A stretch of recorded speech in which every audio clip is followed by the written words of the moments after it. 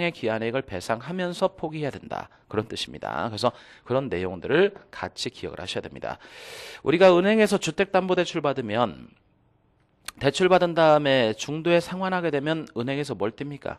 중도 상환 수수료를 띄잖아요. 그죠? 이 중도 상환 수수료가 상대방이 가지고 있는 기한의 이익의 개념입니다. 그래서 기한액은 포기할 수 있지만 상대방의 기한액을 해야지 못한다. 이렇게 보셔야 됩니다.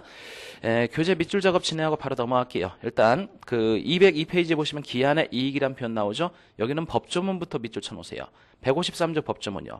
기한은 채무자의 이익을 위한 것으로 추정한다. 이거는 무슨 뜻이냐면요. 원래 기한액은 이게 유상인지 무상인지에 따라서 기한액이 달라지는 겁니다. 유상일 때는 양당사가 갖는 것이고 무상일 때는 일방당사가 갖는 거예요. 이게 원칙인데 이게 유상인지 무상인지가 명확하지 않을 때 그때는 채무자를 위한 것으로 추정하겠다 그 뜻입니다. 그러니까 법전에 채무자를 위한 걸로 추정한다 이렇게 써있기 때문에 기한액은 채무자가 갖는 것이다 이렇게 공부하시면 이건 잘못 공부하시는 거예요. 기한액은 유상인지 무상인지에 따라서 달라지는 것이고 유상인지 무상인지가 명확하지 않을 때 그때 채무자를 위한 것으로 추정한다. 그 법 규정이 적용되는 것이죠. 그 다음에 2항 볼까요? 기한액은 이를 포기할 수 있다. 그러나 상대방 이익을 해야지 못한다. 그랬죠? 아까 설명드렸던 것이죠. 그래서 153조 1항 2항 이렇게 체크하시고 양가로 2번을 찾아보세요. 양가로 2번 보시면 기한액을 가지는 자 이렇게 써있죠. 그러면서 그 밑에 기한액을 누가 갖는 것인가 쭉 써있죠. 다 체크해 놓으셔야 됩니다. 그러니까 기한액은 시험 문제 출제 포인트이기 때문에 그런 것들 다 체크하시고 채권자만이 갖는 경우가 있고 채무자만이 갖는 경우가 있고 쌍방 모두가 가지는 경우 이렇게 나눠놓고 있죠. 그렇게 외우는 게 편하시면 그렇게 외우시고 그게 아니시면 제가 설명드린 대로 공부하셔도 돼요. 오히려 제가 설명드린 대로 공부하는 것이 문제 풀 땐 빨리 풀 수 있습니다. 왜냐하면 케이스는 얼마든지 바꿀 수 있거든요. 그러니까 어떻게 정리하는 게 제일 좋냐면 유상일 때는 양당사자, 무상일 때는 일방당사 채무자가 갖는 게 원칙이다. 다만 예외적으로 무상임치 계약에서만 채권자가 갖는 것이다. 이렇게 보시면 됩니다. 다음 페이지 보시면 양가로 3번의 기한의 이익의 포기라고 나오죠. 이 기한의 이익의 포기는 동그라미 3번 내용을 쭉 비추쳐 놓으세요. 기한의 이익이 당사자 쌍방을 위해서 존재하는 경우에는 상대방의 손해를 배상하고 기한의 이익을 포기할 수 있다. 그랬죠. 그래서 그거를 쭉 비추쳐 놓으시면 되겠습니다. 아까 설명드렸던 것이죠. 그 밑에 기한액 상실 사유가 나오는데 그거는 지금은 볼 수가 없네요. 이게 원래 저당권 파트에서 공부하는 거거든요. 388조는 저당권에서 공부하는 겁니다. 그렇기 때문에 이거는 지금은 넘어가시고 저당권 공부한 다음에 그때 제가 설명을 드리도록 하겠습니다.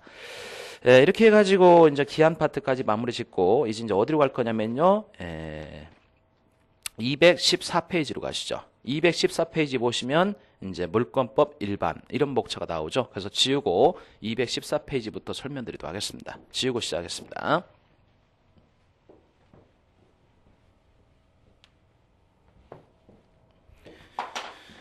이쪽을 보시죠. 이쪽이요. 이쪽에 설명드리겠습니다. 저희가 이제 물권법을 공부할 거거든요. 물권법. 물권법은 이제 기본 목차가 어떻게 구성되어 있냐면 물권법 총론이란 목차가 있고요. 두 번째 물권법 강론이란 목차가 있습니다. 물권법 총론은 다시 또 두 가지 목차로 나눠지죠. 첫 번째 물권법 서론이란 목차 나오고 두 번째는 물권 변동이란 목차 나옵니다. 물권 변동. 그래서 물권법에서는 통상 몇 문제가 출제가 되냐면 15문제가 출제가 되죠. 15문제. 그 중에 총론에서 5문제가 출제가 되고 강론에서 10문제가 시험에 나온다. 이렇게 보시면 됩니다. 총론 파트는요. 서론 파트에서 2문제, 그 다음에 물권 변동에서 2-3문제가 나온다. 이렇게 보시면 됩니다. 그래서 총 이렇게 15문제가 출제되는 영역이 물권법이고 그 물권법을 이제 지금부터 공부하려고 합니다. 일단 출발은 물권법 서론 파트부터 출발해 볼게요. 물권법 서론 파트부터요. 물권법 서론은 이제 어떤 목차로 구성이 되냐면 다시요. 물권법 서론은 이런 목차로 구성되어 있습니다. 첫 번째 물권의 의 및 특성을 공부하셔야 돼요. 물권이 도대체 뭔가 개념 정의하셔야 되겠죠. 그 다음에 어떤 특성을 가지고 있는가 이걸 공부하셔야 됩니다. 또 두 번째 뭘 공부하셔야 되냐면요. 일물일권주의를 공부하셔야 돼요. 일물일권주의. 일물일권주의는 뭐냐면 하나의 물건에 하나의 물권이 있어야 된다. 이거를 우리가 이제 공부하게 될 겁니다. 그 다음에 세 번째는 또 뭘 공부하셔야 되냐면 물권법정주의를 공부하셔야 돼요. 물권법정주의. 그 다음 네 번째는 이제 뭘 공부하셔야 되냐면 물권의 효력을 공부하셔야 됩니다. 물권의 효력. 그래서 이렇게 총 4가지 목차를 공부하는 파트가 물권법 서론 파트입니다.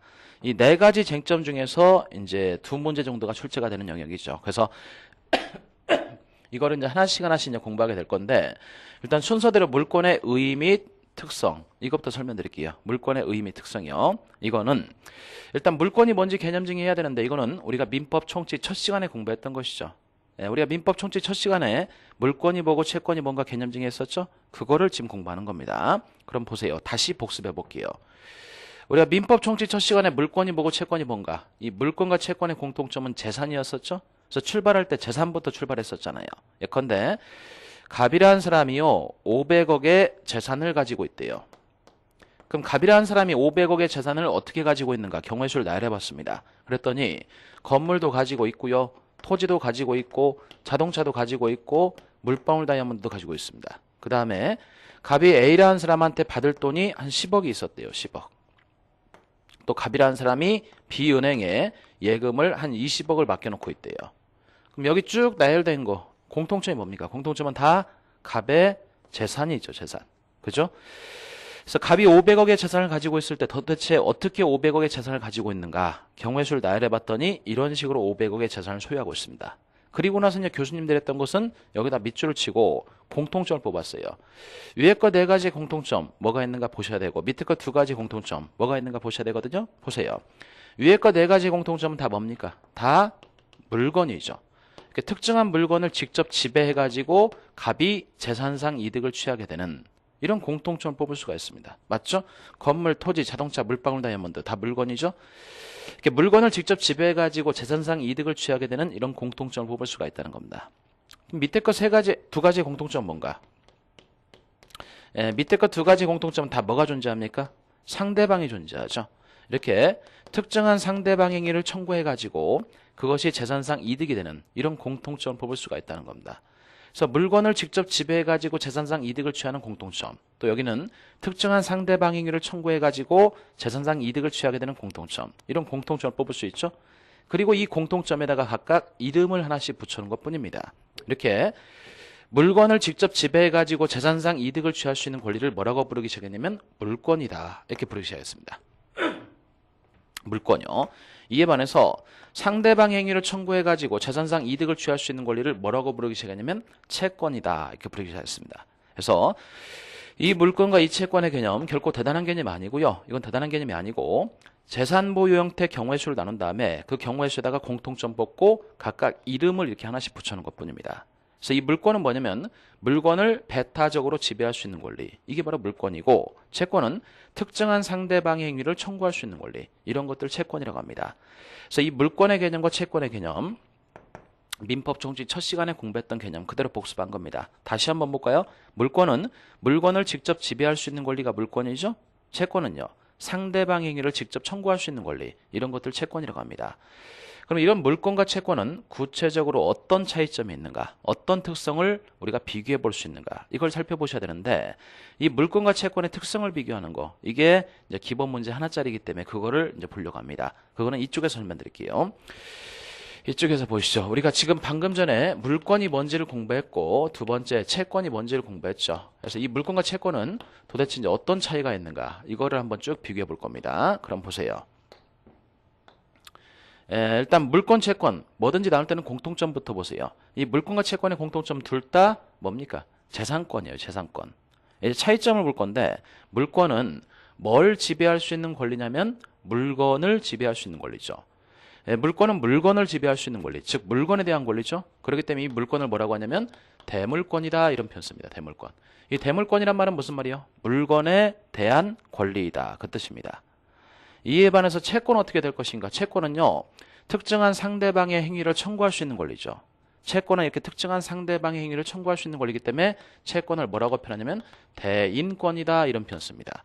그래서 물권은 대물권인 반면에 채권은 대인권이다, 뭐 이런 식으로 이제 구별할 수 있겠죠. 특정한 상대방에 대한 권리죠. 두 번째요. 두 번째는 물권은 물건을 뭐 할 수 있는 권리입니까? 지배할 수 있는 권리죠. 그래서 물권은 물건을 지배할 수 있는 권리. 그렇기 때문에 누가 그 지배를 방해하게 되면 그때 국가의 강제력을 동원할 수 있는 겁니다. 그래서 물권은 지배권이다. 이에 반해서 채권은 어떻습니까? 채권은 특정한 상대방 행위를 뭐 할 수 있는 권리입니까? 청구할 수 있는 권리죠. 그래서 채권은 특정한 상대방의 행위를 청구할 수 있는 권리. 채권은 청구권입니다. 그래서 물권은 지배권인 반면에 채권은 청구권이다. 뭐 이런 내용들도 비교할 줄 아셔야 되겠죠. 그 다음에 세 번째 가장 중요한 차이점 볼까요? 이 물권은요. 배타성을 속성으로 합니다. 배타성. 꼭 기억을 하셔야 됩니다. 그럼 배타성이 있다는 말은 무슨 말인가? 배타성은요. 한자 뜻풀이 하는 겁니다. 배타성은 타인의 간섭을 배제할 수 있는 성질을 우리가 배타성 이렇게 표현합니다. 다시요. 물권은 배타성이 있대요. 배타성이 있다는 것은 타인의 간섭을 배제할 수 있는 성질이 있다 그 뜻입니다. 이렇게 물권은 배타성을 속성으로 합니다. 타인의 간섭을 배제하면서 혼자만 지배할 수 있습니다. 이에 반해서 채권은요. 이런 배타성이 없어요. 타인의 간섭을 배제할 수 있는 성질이 없다는 겁니다. 그래서 이게 가장 중요한 차이점이고 꼭 기억을 하셔야 됩니다. 이게 무슨 말인지 조금 부연 설명 드릴게요. 물권은 배타성이 있다고 그랬죠? 배타성이 있다는 것은 이런 뜻입니다. 예컨대 갑소유 토지 이외에 A가 아무런 허락도 받지 않고 여기다 공장 가건물을 짓고 공장을 운영하고 있습니다. 그럼 이 상태를 놓고 보면 A가 갑의 소유권을 방해하고 있는 거죠. 그래서 갑은 이때 A한테 뭐라고 할 수 있습니까? 이건 내 땅인데 왜 들어왔습니까? 건물 철거하고 나가세요 이런 얘기 할 수 있죠. 이게 바로 배타성이에요. 그러니까 이 토지의 소유권이 갑한테 있다는 것은 토지란 물건을 갑이 지배할 수 있는 물권을 가지고 있다는 겁니다. 이 토지란 물건을 갑이 지배할 수 있는 건데 A가 그걸 방해하고 있잖아요. 이때는 이 타인의 간섭을 배제하면서 혼자 이걸 지배할 수 있어요. 그렇기 때문에 갑은 A한테 이건 내 땅이니까 나가라 이렇게 얘기할 수 있습니다. 이런 것들을 어려운 말로 배타성이라고 하죠. 타인의 간섭을 배제하면서 혼자 지배할 수 있다는 겁니다. 그런데 채권에 이런 배타성이 없어요. 배타성이 없다는 말은 이런 뜻입니다. 연습해 볼게요. 갑과 간의 금전소비대차 계약을 체결하고 갑이 을한테 돈 1억을 빌려줍니다. 그럼 금전소비대차 계약에 의해서 이 친구한테는 1억의 대금 채권이 있고 이 친구한테는 1억의 대금 채무가 존재할 겁니다. 그래서 금전소비대차 계약에서 채권 채무 관계가 지금 형성이 됐어요. 그런데